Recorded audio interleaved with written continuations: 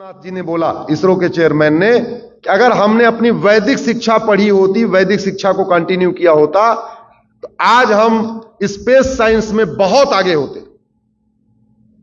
अरे पृथ्वी से सूर्य की दूरी कितनी है, पृथ्वी से चंद्रमा की दूरी कितनी है, पृथ्वी से मंगल की दूरी कितनी है, सब हमारे महापुरुष लिख के गए। ऋषि भारद्वाज को पढ़ाया नहीं, पाणिनि को पढ़ाया नहीं, सुश्रुत को पढ़ाया नहीं, चरक को पढ़ाया नहीं, नागार्जुन को पढ़ाया नहीं, पढ़ाया किसको? राइट ब्रदर्स को, आइंस्टीन को। आइंस्टीन से बहुत पहले गुरुत्वाकर्षण का सिद्धांत भारद्वाज जी ने दे दिया। राइट ब्रदर्स से बहुत पहले हमारे देश में हवाई जहाज बन चुका था। इसलिए मैं कहता हूं, शिक्षा का भारतीकरण करना जरूरी है। वेद पुराणों को पढ़ाना बहुत जरूरी है। वेद पुराण हमारे वसुधैव कुटुंबकम को पढ़ाते हैं।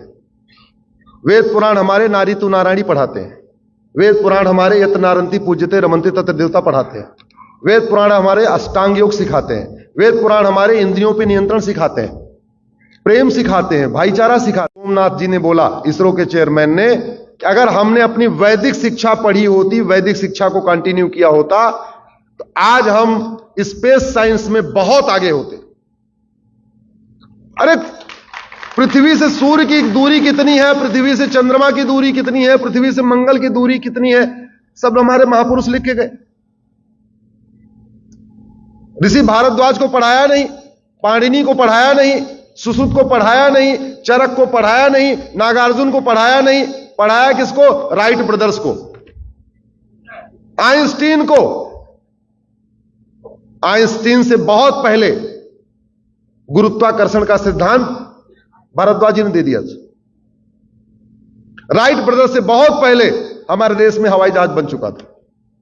इसलिए मैं कहता हूं, शिक्षा का भारतीकरण करना जरूरी है। वेद पुराणों को पढ़ाना बहुत जरूरी है।